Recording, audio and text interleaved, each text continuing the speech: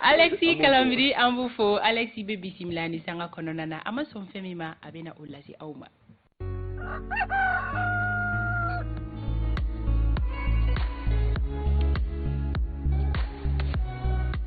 Ayiwa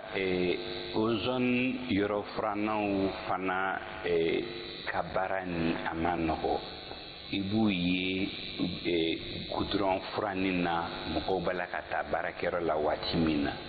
ne hakili la a b'u yɛrɛ bila kasara la u bɛ mɔgɔ wɛrɛw se kasara ma baara min don waati kan ka k'a la ni min ma se ka kɛ fajiri fɛ o ka kɛ dugutilama fɛ nka a tɛ se ka kɛ ko i bɛ taa goudron furan mɔgɔw b'a la ka tɛmɛ waati min na bɛɛ ɲɛ t'i la mɔgɔw bɛ bɔ so n'u ka hakilinaw ye dɔ n'a muso kɛlɛla dɔ ka nasɔngɔ t'a kunna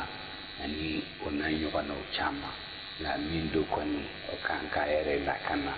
a man ka to waati min mɔgɔw ka ca sira kan a ka taa sira kan ka tugu kɔlɔlɔ caman b'a la kasara caman bɛ se ka sɔrɔ a la ni ma sɔn min ma. Alexis ma sɔn yɔrɔ min ma bi juma dɔ in na o bɛ tali kɛ na an bɛ an ka don ma welelen ka o bisimila ni sanga kɔnɔna la ni ale ye Nuntogo ye Nuntogo ale bɛna hakilinata di an ma parti politique minnu bɛ yen nɔ ni olu kɔni ye bataki bɔ ka kɛɲɛ ni bibi na gɛlɛya min bɛ politique maa dɔw ni an ka jamana premier ministre Choguel Kokala Mayiga ni ɲɔgɔn cɛ o ko hukumu kɔnɔna na Isa Kaba ye ɲininkali camanw tɛnku Nuntogo la an ka jɛ k'a ka jaabiw lamɛn.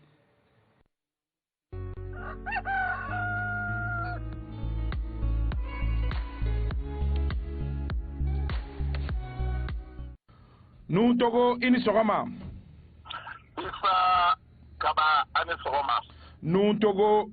a bɛ tile damadɔnin bɔ an ye communiqué caman ye ka bɔ mouvement démocratique o tigilamɔgɔw fan fɛ. U ye jalaki bin min ye premier ministre Choguel Kokala Mayiga kan k'a fɔ ko a bɛ ka démocratie bila en cause k'a ye lagosi ta ka démocratie sɛgɛrɛ. E min ye démocratie maa ye hali n'o y'a sɔrɔ bi bi in na i ye parti politique ɲɛmɔgɔ ye anw ma e kumakan mɛn o tuma e ye ko in ye cogo di. Isa n bɛ fɛ an bɛ dugawu kɛ maa o maa an ɲɛna 1991 ka dugawu kɛ n ka dɔn k'a ɲini Alahu subahana wa taala fɛ ala ka hinɛ u la ala ka yirika ɲumanya ye. Ami. Maaw binna anw bolo bulaki da la n ka dɔn o satɔla ne yɛrɛ taara n ka k'a tigi yɛlɛma ka lajɛ a y'a ɲɛ kɔrɔta ko ne ma non an kɔni ta banna la a ye kɔma in continuer. Isa o don ka so min k'i ma bi ma o de engagement bɛ ne la n ka bɛ kɔma in kɛ parce que a ɲɛ datugutɔla ɲɛ jɛman natɔla n ka dɔn an y'a yɛlɛma kisɛ donna disi fan fɛ a bɔra n'a kɔ ye n ka ka wo belebele bɔ a kɔnɔna na.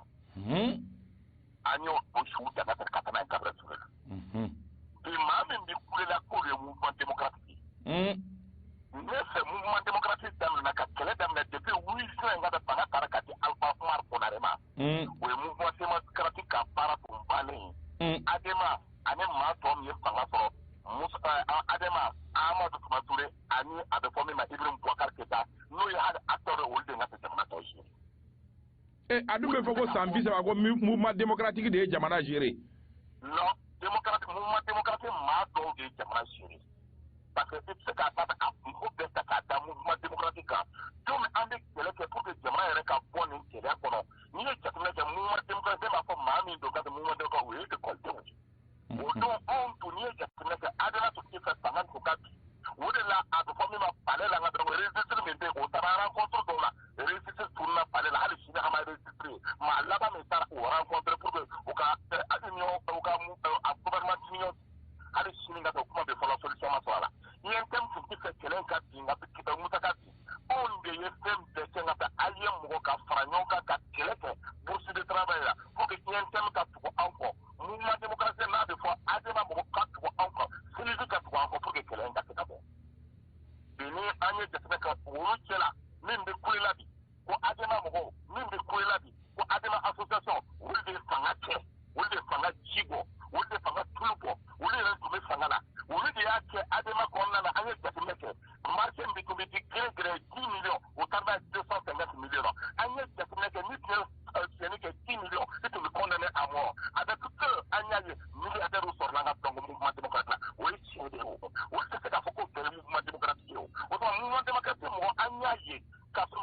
ɲɛma ye mun tɛ ka taa ka Umar Mariko o de ye jamana bila yan k'a fɔ anw ye meeting dɔ kɛ ka k'a fɔ ko o ye ko mɔgɔ dɔ sara anw bolo polisikɛ dɔ o y'a ɲini ka an bɛɛ don kaso la donc n'i ye jateminɛ kɛ o la est-ce que mouvement démocratique b'a den don kaso la wa bi ko Sogɛl de kuma min fɔ la hakilina min fɔ la déclaration de kɛra Sogɛl ka discours n b'a ɲini maliyɛn bɛɛ fɛ u ka don k'a lajɛ Sogɛl ye mun de fɔ nu anw bɛ fɛ k'o de dɔn k'a sɔrɔ k'a fɔra ko Sogɛl ko mouvement démocratique nana ni fɛn o fɛn ye k'o ye parti politique ani association créée ye ko n'o tɛ ko mouvement démocratique mana ni foyi ye. bɛɛ b'a dɔn k'a fɔ hali o kuma ka dɔgɔ a fɔra cogo min bɛɛ b'a dɔn k'a fɔ o ti tiɲɛ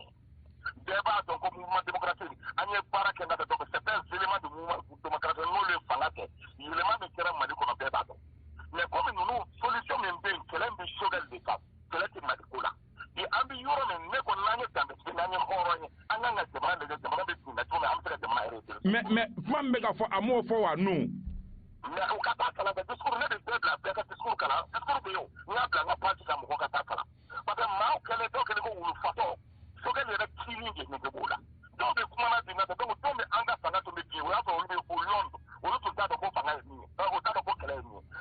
dɔw min ka dɔn ko fanga bɛ bin dɔw tun bɛ France o bɛ arajo lamɛn na dɔw min fanga tun bɛ bin dɔw tun b'u ka so kɔnɔna na o y'a sɔrɔ AIM de bɛ kɛnɛ kan anw de bɛ kɛnɛ kan avec le comité de crise donc franchement su laban min donna carré des marches la ne ninnu tɔgɔ de y'a minɛ k'a dun ani an ka mɔgɔw a fanfɛlen jalen o y'a sɔrɔ olu tun tɛ kɛnɛ kan. nga nu k'a fɔ mɔgɔ ka démocratie bila en cause nin bɛɛ kɛra e ɲɛna mɔgɔ ka sɔrɔ ka démocratie bila en cause e ma réagi munna e ma réagi démocratie ma bila en cause dɔw ka intérêt de bila la en cause parce que an ye jateminɛ kɛ n'olu bɛ gouvernement na o tɛ kuma n'o muso bɛ gouvernement o tɛ kuma dɔw kɛra gouvernement ɲɛmaa ye o musow kɛra gouvernement ɲɛmaa ye parce que olu hakilila ko Mali ye olu de ta ye min ka di olu b'a kɛ donc o tɛ se ka marché Mali la fɛn o fɛn an y'a fɔ Sogɛl ye ne seginna k'a fɔ Sogɛl ye n ko i tɛ se ka mouvement démocratique attaqué discours in y'a ta ka kɛ parce que a fana to ka tila ka discours lajɛ k'a lajɛ ka k'a lajɛ n m'a ye ka kɛ attaque min kɛra ka kɛ mouvement démocratique hali n'a y'a fɔ ko association cayara association ma caya wa n'a y'a fɔ parti politique cayara a ma caya wa mais k'a fɔ ko baara ma kɛ Sogɛl m'o fɔ maa si ka donc Sogɛl y'a a yɛrɛ a ko olu ye politique mɔgɔ ye o ye tɔw da bɔ a la il faut que bɛɛ ka fara ɲɔgɔn kan mais a kɛlen n'a fɔ Sogɛl ye ko de tobi ka don dɔw kan i n'a fɔ ko dɔw bɛ Faransi ka baara dilan Sogɛl kɛlen i n'a fɔ k'a ye dɔ de fa ou a bin ka dɔ de kan parce que min don densiya min don k'a fɔ k'a k'i bɛ min nɔrɔ a la parce que k'a ye min fɔ Faransi o ma diya ye Faransi e ka maa e ye kalan kɛ Faransi e ye mercenaire ye e bɛ baara kɛlɛ ka k'a bɛ lagosili kɛ an tɛ jɛn n'a ye Mali kɔnɔna na maa si ma fisa ni maa si ye an ye kɛlɛ kɛ cogo min olu ma kɛlɛ kɛ ten o ka sɔn ka lafiya. nu o tuma e bɛ fɛ k'a fɔ ko e min ye mouvement démocratique ye ko e ma nafa foyi sɔrɔ e bɛ ka nin minnu fɔ ko e ma profiter wa. K'a fɔ profiter ou pas profiter n profite la parce que n bɛ respirer n profite la n bɛ kuma n profite la n ka taa donc e filɛ nin ka taa radio b'i bolo télé b'i bolo parce que Musa ka waati la ka taa o tɛ se ka kɛ o kɔrɔ t'a ye k'a fɔ Musa ma ko kɛ dɛ ni maa min ko Musa ye ma ko i ka ye nkalon tigɛ Musa ye ko kɛ Musa ye maaw fa mouvement démocratique aussi ka dɔw ye ko kɛ dɔw ye ko kɛ dɔw nalen mouvement démocratique la an ye hakilina min ta k'a fɔ le changement an bɛ fɛ yɛlɛma min ka don Mali kɔnɔ maliyɛndenw ka se ka kalan kɛ o ye sago la maliyɛndenw ka se ka baara sɔrɔ maliyɛndenw ka se ka marché sɔrɔ ka taa ka di ka sɔrɔ ka dɔn mɔgɔ somɔgɔ tɛ maliyɛndenw ka se ka justice sɔrɔ maliyɛndenw ka se ka sécurité sɔrɔ o ma se k'o d'a ma. nu min bɛ digi mɔgɔw la o ye k'a fɔ aw kɛlɛɲɔgɔnw de tun ye Sogɛl ninnu ye k'a sɔrɔ kɛ olu tun ye Musa mɔgɔw ye bi in na mouvement démocratique fankelen k'u yɛrɛ sɔrɔ Sogɛl kɛrɛfɛ dɔw ka taa fankelen fɛ aw b'o faamu cogo di. an b'o faamuya parce que mouvement démocratique fɔlɔ min bɛ min b'o kɛlɛkɛla olu de ye Mali ka tɛ bila ka tɛ tiɲɛ kɔnɔ ni o y'a ye ko Sogɛl sera ka na k'a fɔ k'i ka kɛ ɲɛmaa ye o k'o yɛrɛ ɲininka ni baara kɛra d'abord la première des choses o ye fanga sɔrɔ ka taa o ye fanga kɛ o nafɔrɔfɛnw ye maa o maa bɛ yen qui sont en contradiction avec eux malani ninnu Ala ka hinɛ la le professeur olu tiɲɛna ka bɔ ka taa miiriya la parce que u ka hakilina n'u ka hakilina tɛ kelen ils sont venus s'enrichir sur le dos des contribuables maliens ils sont venus faire en sorte ka jamana kɛ o ye yɛrɛ ta ye 54 bâtiments ont été vendus avant de la joie maintenant dans les 30 dernières années. Qui et qui sont responsables? Qui les a fait? Qui et qui sont acteurs? Ils doivent répondre de leurs actes. Car si on a fait donc, on transforme le mouvement démocratique, les martyrs de 1991, car c'est une avance de au Cambo marchandé, on ne marchera pas dans ça. Parce qu'ils n'ont pas de leçons à nous donner, nous avons combattu ensemble, avec un niveau d'eau, avec des gens avec des dons, avec des gens en bas de Milkera.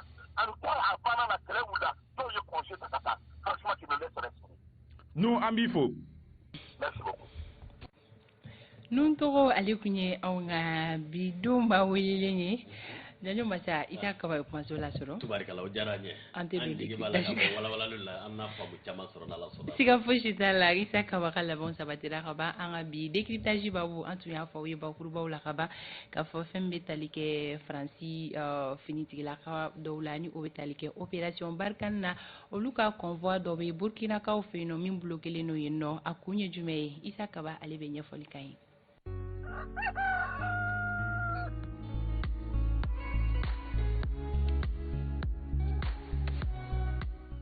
Kaba ala ka juma caya amina ya rabbi ala ka juma chama ira ana juma chama muno ni ambe do don jamana ye ambe foli di yare ma ka foli di Idrissa Sidibe Janjoma ambe foli badi anga makoroma kaso ke olu de do boro fatigu e wati be ma to be nyina do don ko pamaro la anga makoroba olu te nyina ako ambe do don ke u yare fene moro ka pama ala ku bulo kan shuje encore ala ka limaniya di u ka meka duwawu ani saraka bo jamana ye gɛlɛya minnu bɛ jamana kɔnɔ an b'a dɔn k'a fɔ gɛlɛya gɛlɛman baw don nka fɛn fura kelen min bɛ a gɛlɛyaw la o ye an ka bɛn de tuma dɔw la ko dɔ bɛ kɛ i bɛ taa sɔrɔ a bɛ digi i la nka i bɛ se k'i toron i yɛrɛ kan k'a to yen a ka tɛmɛ n'a tɛmɛna hali tile kelen tile fila i b'a dɔn k'a fɔ ko a ja n ye n toron n yɛrɛ kan a fisayara kosɛbɛ mais tuma dɔw la o timinandiya de tɛ an na ni an bɛɛ lajɛlen sera k'o timinandiya sɔrɔ hali n'i b'a to yen i b'a bila i kunna k'a fɔ a pour le moment n tɛ girin ka réagir n b'a to wagati dɔ ka tɛmɛ n'i yɛrɛ y'o kɛ heure damadɔ i bɛ sinɛ k'a ye ten k'a fɔ ko ja n ye o min kɛ o ɲana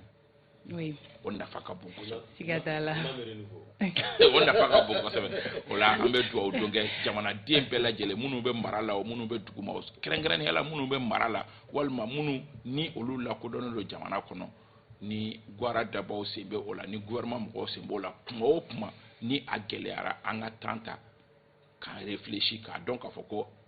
fɛn kelen min ni o bɛ an bɛɛ lajɛlen fara ɲɔgɔn kan o ye nin ba maliba in de ye an b'an ka kɛ sababu ye k'o yigiyigi an b'an ka kɛ sababu ye k'a yɔgɔyɔgɔ an bɛɛ lajɛlen ka du de don du min ni tuma dɔw la a bɛ k'i miiri k'a fɔ ko dɔ bɛ ka fɛn dɔ fɔ k'a tigi b'i juguya la i bɛ taa sɔrɔ a ka faamuya de don ni aw sera ka hali sigi ka fɔ kɛ n'aw ye ɲɔgɔn sɔrɔ ka kuma i bɛ taa sɔrɔ gɛlɛyaw yɛrɛ tɛ ko ninnu na tuma dɔw la donc an ka kow bɛɛ ta o cogoya la ten tɔ yaasa an bɛ gɛlɛya minnu kɔnɔ an ka se ka b'u kɔnɔ an mɛnna gɛlɛya in na dɛ tɔw bɛ yiriwa sira kan e k'a lajɛ anw ni Sɛnɛgaliw an bɛɛ tun bɛ daɲɛ kelen na anw bɛ sen daɲɛ kelen na an bɛɛ ka yiriwa tun bɛ ka taa ɲɔgɔn fɛ wagati dɔ yɛrɛ tun bɛ yen nɔ Faranfinna worodugu yanfan in bɛɛ tun yɛlɛmalen don anw fɛ yan nɔ yan tun ye plaque tournante de ye 2010 ninnu ka taa bɛɛ tun bɛ na anw de fɛ yan concert tun bɛ kɛ anw de fɛ yan nɔ k'a sababu kɛ jamana diya bɛ dɔn a ɲɛnajɛ taabolo fɛ mais bi an bɛ cogo di bɛɛ bɛ boli ka bɔ anw fɛ yan nɔ de Sɛnɛgaliw ni fɛn olu de ye yɔrɔ dumanw ye anw yɛrɛ ka fɔlikɛlaw tila bɛɛ talen don u sigi Côte d'Ivoire ni Sɛnɛgaliw la parce que bi na gɛlɛya bɛ an fɛ donc an bɛɛ k'an poro an yɛrɛ kan walasa nin gɛlɛya ninnu ka wuli ka bɔ ala ka kulo kɛ kulo kunnaji certificat jibe Dibashi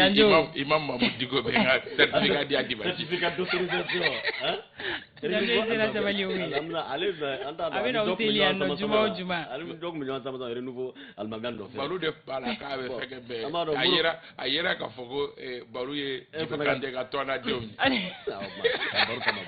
amano le so wala fe attaquer kaba nyefoli ke anya so ma na décryptage babu ka ama fe ka do ni histoire du mai ko barkan convoi do be Burkina marabolo en fan fe ku bloquer le no ama fe ka do anw yɔrɔ b'a la ka sɔrɔ kɛ ko in kabi juma jan tɛmɛnen baara yɛrɛ daminɛ kabi alamisa jan tɛmɛnen barkan mɔgɔw ka convoi ye mobili caman faralen ɲɔgɔn kan a bɛ taa mobili 60 n'a kunkan fɛn na olu de bɔra Côte d'Ivoire kaw fɛ yen nɔ Abidjan mobili ninnu convoi in kan ka bɔ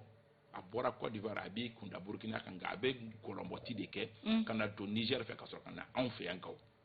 d'accord minɛnw de bɛ a kun minɛn minnu ni yamaruya tɛ an ka farafin jamana an ka worodugu jamana ninnu bolo k'a ɲini k'a dɔn minɛn minnu don mais a kɔni fɔra an ɲɛna ko logistique minɛnw de don u ka sɛgɛsɛgɛlikɛla ninnu ani jateminɛlikɛlaw ko olu minɛnw de don ko u bɛ falenni min na u bɛ k'u ka opération cogoya falenni min kɛ minnu u kan ka taa sigi yɔrɔ kura minnu na i b'a dɔn k'a fɔ u wulila ka bɔ Tesalit u wulila ka bɔ Kidal u bɛna t'u sigi yɔrɔ kura minnu na ka se ka labɛnw sabati o yɔrɔw la k'u ka minɛnw installer u kan ka yɔrɔw jateminɛ cogo min ani guwa minnu bɛ sigi ko o logistique de don mais convoi in selen kabi Bobo Dioulasso gɛlɛya ye convoi in sɔrɔ kabi alamisa don Bobo Dioulasso kaw bɔra ka gabakurun bon convoi ninnu ma ka bɔ Bobo Dioulasso ka se Kaya Kaya o fana bɛ anw ni Burkina dancɛ la dɔɔni Kaya de a gɛlɛyara kosɛbɛ parce que o fana ye duguba dɔ ye yen nɔ o kɛra juma don u sera yen nɔ juma tɛmɛnen de a gɛlɛyara kosɛbɛ ka sababu kɛ yen sifinnakaw bɔra yɛrɛ de k'u da sira kan k'u tɛ tɛmɛ de k'u tɛ tɛmɛ Burkina territoire fɛ ko ka sababu kɛ olu bolo bibi in na olu sɛgɛnna Barikani ko in na kosɛbɛ yɔrɔ ni anw ko k'an ta ye san 8 olu ta ma san 8 bɔ fɔlɔ ka sababu kɛ u ka jamanakuntigi kɔrɔ Blaise Compaoré o talen kɔ de gɛlɛya daminɛna olu kan olu kɔni bolo a bɛ ɲini ka na san 4 san 3 san 4 ɲɔgɔnna bɔ olu bɛ nin gɛlɛya la Barikani bɔ olu fɛ yen nɔ a bɛ nin bɛɛ la mais diɲɛ don o don dagabana fagali bɛ ka olu sɛgɛrɛ cogoya de don k'a fɔ Barikani mɔgɔw ye u k'u ka kosow n'u ka kasaw cɛ wa hali u tɛmɛtɔ kana se olu fɛ yen bilen u ye juma kɛ o cogoya la tentɔ sibiri don convoi in bloquera sibiri don u karila ɲɔgɔn na tuguni ka sababu kɛ mɔgɔ ninnu kɔni ma sɔn fiyewu yɛrɛ dugu minnu bɛ Kaya in kɛrɛfɛla la o dugu jeunes fana bɔra ka na fara Kayakaw kan ka convoi bloquer kabi vendredi tile bɛɛ u y'o kɛ ten ka samedi tile bɛɛ k'o cogoya la tentɔ samedi u y'a essayer ka gaz lacrymogène ci walasa k'u disperser o y'a sɔrɔ Burkina yɛrɛ gendarme dɔw nana fara o kan donc u sera k'u tɛtɛ ka se o gendarmew ka camp kɔnɔ o yen nɔ gendarmew ni Barikani mɔgɔ ninnu yɛrɛ farala ɲɔgɔn kan k'a essayer k'u yɛrɛ protéger kabi o sibiri ka ntɛnɛ kɛ ten ka tarata kɛ ten ka araba kɛ ten ka kunu alamisa kɛ ten tɔ surɔ de kibaruya sɔrɔla k'a fɔ ko situation débloquera k'u taara kibaruya kun fɔlɔ olu sɔrɔla o cogoya la ten tɔ k'a fɔ ko situation sera ka débloquer mais ko in ni i taara en profondeur ani ko dɔ de donna ɲɔgɔn na Burkinakaw fɛ yen nɔ dɔgɔkun tɛmɛnen kɔnɔ fagali juguba dɔ kɛra yen nɔ dugu wɛrɛ la a bɛ fɔ min ma ko Inata o Inata in kɔnɔ maa 53 ɲɔgɔnna olu de ntanyana don kelen attaque kelen senfɛ o maa 53 la gendarme 34 ɲɔgɔnna olu de sɔrɔla o la 36 gendarme 36 u tanyana cogo di k'a bɛ ɲini ka na dɔgɔkun kelen bɔ o mɔgɔ ninnu o kan mɔgɔw u bɛ ka ci bila jamana ɲɛmɔgɔw ma k'a fɔ ko ji t'u bolo dumuni t'u bolo foyi t'u bolo fanta tɔmɔ ta mɔgɔ si ma u ka wele jaabi i n'a fɔ o ka ɲɔgɔnnaw kɛra anw fana ka jamana kɔnɔ ka tɛmɛ cogo min mɔgɔ m'u ka wele jaabi fo binganikɛlaw nana bɔ a kalama k'a fɔ ko ninnu kɔni bɛ yɔrɔ min sisan u mana bɛɛ bannen don binganikɛlaw na bi u kan u ye gendarmew yɛrɛ nalen don u sigi dugu minnu mɔgɔw kama u ye dankari a bɛɛ lajɛlen na nin de kɛra sababu ye ka Burkina Kaya kelen tɛ Bobo Dioulasso kelen tɛ Wagadugu kelen tɛ ka Burkina bɛɛ fujuni d'abord ka k'u ka marabagaw kan kuma dɔ yɛrɛ bɛ senna bi Burkinakaw fɛ yen nɔ u ka jamana ɲɛmaa k'a ka walan sɛmɛ u ma dan jamana ɲɛmaa dɔrɔn ta ma ko fɛn o fɛn ye kɔkan lakana jɛkulu ye k'o si sen ka na se olu fɛ yen k'u yɛrɛ bɛ na u ka lakana ta u kɔ disi la o kuma de bɛ Burkinakaw da bi. Ok hakili la ne bɛ ɲininkali min kɛ i da sera a ma i n'a dɔn Inata in kɔnɔna na ani kunu sɔrɔ maa minnu ye sigi maa caman y'i sigi ka Burkina président k'a makun a bɔra fɔcogo wɛrɛ la a kɛra i n'a fɔ anw fɛ yan chaîne minnu tɛmɛna a ka adresse à la nation kɔnɔ a ko dugu tilalen yɛrɛ u bɛna fɛɛrɛ kura sigi ka gouvernement dɔ sigi ka laban tuguni dotation a y'i sinsin o kan o bi ta ka ɲɛsin kɛlɛkɛcɛw ma ani kɛlɛkɛcɛ maa ɲɛmaa minnu ni olu bɛ waga kɔnɔna na olu bɛ taa terrain kan munna nin gɛlɛya sugu bɛ se ka peut-être jamana ɲɛmaaw sɔrɔ minnu n'u bɛ ɲɔgɔn dafɛ parce que an b'a dɔn c'est comme un peu le scénario malien. non clairement o de kama ne y'a fɔ n ko ko in ni an ka kow ka surun ɲɔgɔn na kosɛbɛ ka sababu kɛ i ɲɛ bɛ nin fɛn o fɛn na nin gɛlɛyaw Wataguna ninnu n'a ɲɔgɔnnaw nin ko nasuguya kelenw de don Ogosagu n'a ɲɔgɔnnaw nin ko nasuguya kelen de don wa a bɛɛ la kuma kelen minnu bɛ na renfort demandera dumuni demandera a tɛ faamu cogoya si la mɔgɔ minnu bɛ taa kɛlɛkɛ kɛnɛ kan ka t'u nin di u ma dɔwɛrɛ ɲini u kan ka balo ni fɛn minnu ni jamana yɛrɛ u bɛ bɔ jamana wagande la n'a kun fɔra k'a tɛ jamana wagande kun mais fɛnw de don budget de don budget minnu bɛ voter kabi san daminɛ même programme budget programme ani foyi tɛ ɲɔgɔn sira la k'a ye k'a fɔ ko o tɛ se o tigiw ma o ye kabako kow de ye Idrissa Sidibe Janjo ma sa donc o scénario kelen de don minnu ni anw ka kow ka surun ɲɔgɔn na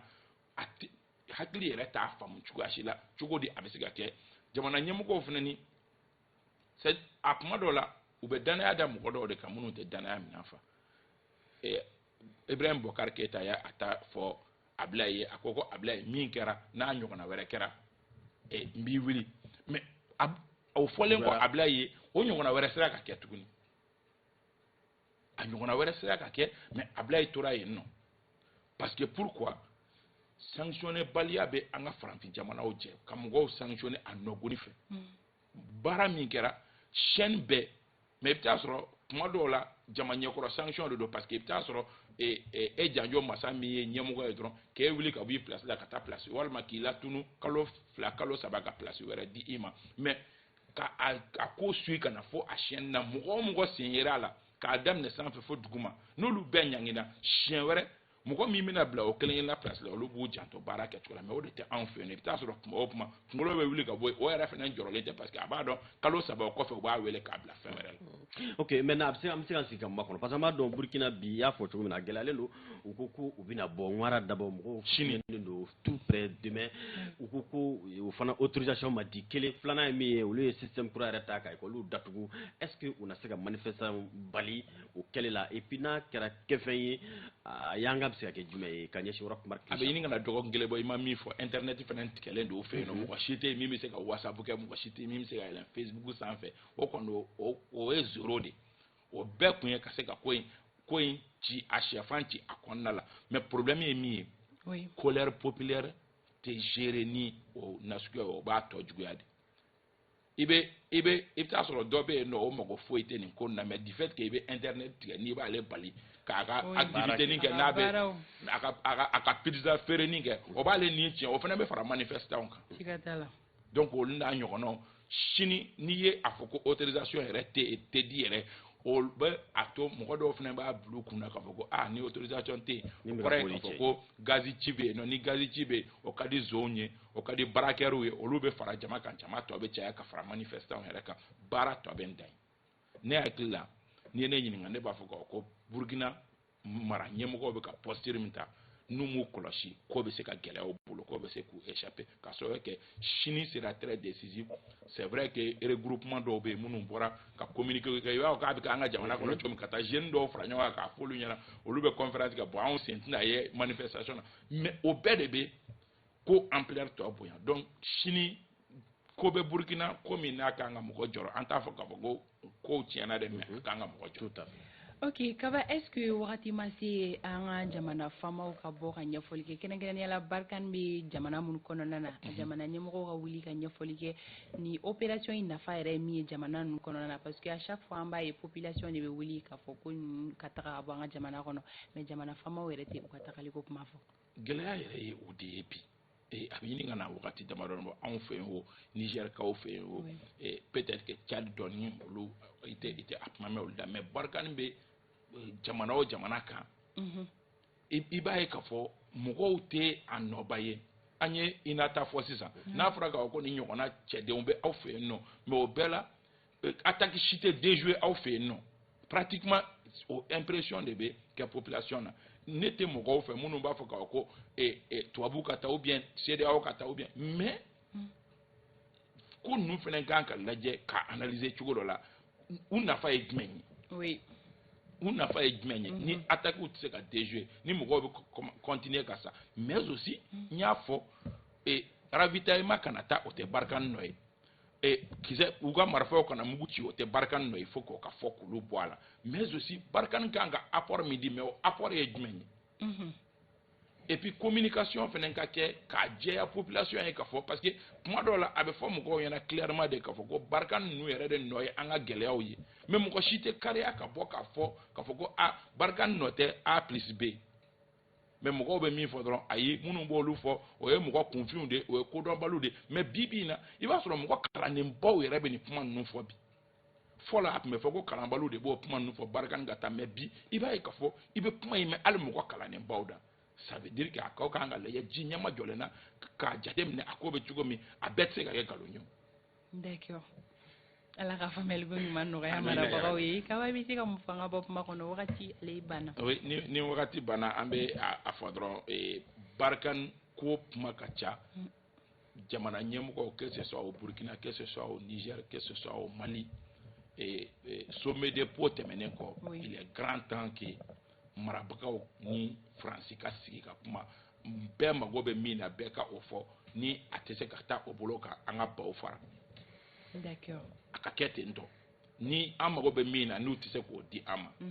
baw ka fara an k'an débrouiller an yɛrɛ ye mais n'u bɛ se k'a d'an ma an mago bɛ min na tigitigi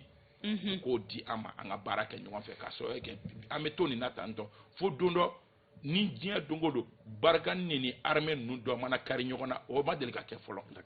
ala k'an kisi o ma o de bɛ kɛ kojugu ye halisa ani population de bɛ ka kari ɲɔgɔn na mais don dɔ surasi dɔw bɛ dimi ni barikani ni population dɔ karila ɲɔgɔn na surasi dɔw bɛ se ka dimi k'u ka population défend n'o kɛra o don a bɛ gɛlɛya an kana se o hakɛ ma donc an ka fɛnw fɔ ɲɔgɔn ye. D'accord ala kana se o niveau ma kaba k'i fo Janjo Masa wagati banna kosɛbɛ Fanta an bɛ hakili la an bɛ an ka kumakan fara kaba ta ka fɔ dɔrɔn k'a fɔ vraiment ɲɛfɔli jɔnjɔn ka kɛ jamanadenw bɛ se k'u yɛrɛ ye ɲɛfɔli minnu kɔnɔ ka bɛɛ fo ka bɛɛ wale ɲuman dɔn général de brigade Keba Sankare Buguni gouverneur an b'a fɔ ani madame Yakuni Kita k'aw fɛ yen an bɛ foli d'a fana ma